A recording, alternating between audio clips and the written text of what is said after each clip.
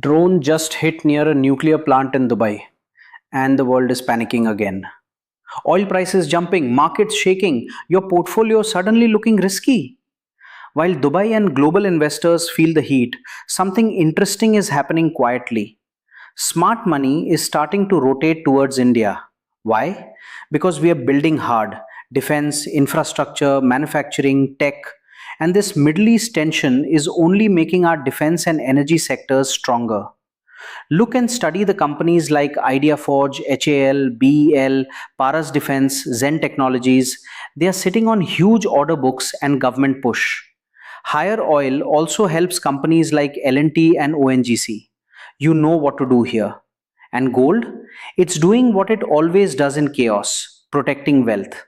So don't panic sell, build balance. Some gold for safety, strong defense names for growth, and long term belief in India's rise.